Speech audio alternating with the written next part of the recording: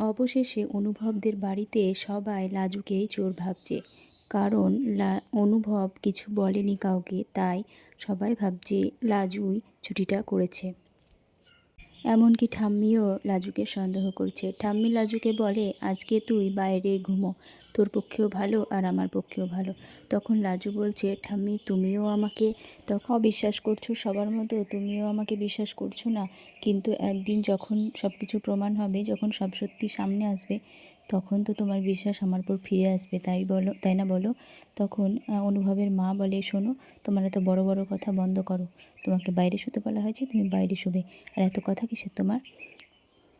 এরপরে লাজু বাইরে পড়তে বসে।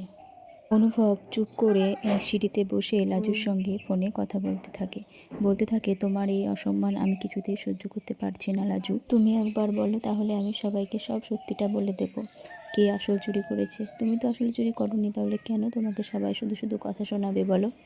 আর ওই বনলতা সব কিছু জানা সত্ত্বেও চুপচাপ বসে আছে, কিচ্ছু বলছে না, কাউকে কিচ্ছু বলছে না, সবাই তোমাকে চোর বলছে, তবুও ও নিজের মুখ বন্ধ রেখেছে।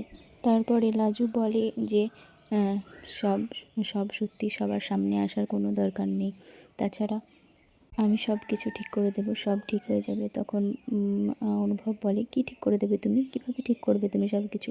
তুমি তো সব কিছু নিজের মুখ বন্ধ রেখেছো, চুপচাপ আছো, কিভাবে সব ঠিক হবে শুনি? এরপর বাড়িতে দোল উৎসব উপলক্ষে পুজো শুরু হয়, কিন্তু ঠাকুমা বলে যে এবার তোমরাই সমস্ত কিছু ঠিকঠাক করো, আয়োজন করো, তোমরাই সব কিছু করো, আমি এর মধ্যে থাকতে চাইছি না, আমার মন মেজাজ ভালো নেই, আমি এর ভিতর থাকবো না, তোমরাই সব কিছু সামলে নিও। ওদিকে অনুভবের জন্য একটা হলুদ পাঞ্জাবি বের করে রাখে বনলতা। অনুভব সেটা দেখার পরে সেটা পরে না, তখন বলে, আমার জন্য কে তোমাকে বের করতে বলেছে এসব? আমার জিনিস কেউ করুক বা আমার পছন্দ অপছন্দের উপরে কেউ নাক গলাক, সেটা আমি চাই না, এটা তুমি খুব ভালো করে জানো বনলতা। তখন বনলতা বলে যে আমি কি এমন ভুল করেছি, একটা তো শুধু জামাই বের করেছি। অনুভব বনলতার বের করা পাঞ্জাবি পরে না। সবাই যখন দোল উৎসবে ব্যস্ত, তখন বনলতার ফোনে বারবার ময়ূক ফোন করতে থাকে।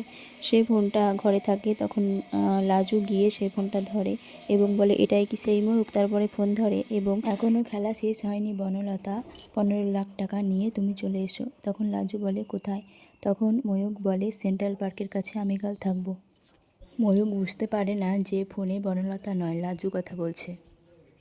তাহলে কি লাজু বনলতাকে বাঁচাতে পারবে এই ময়ূকের হাত থেকে? ময়ূককে কি পুলিশের হাতে তুলে দিতে পারবে লাজু? এটাই এখন দেখার পালা। ভালো লাগলে একটা লাইক করে চ্যানেলটিকে সাবস্ক্রাইব করে দিয়ে পাশে থাকবেন।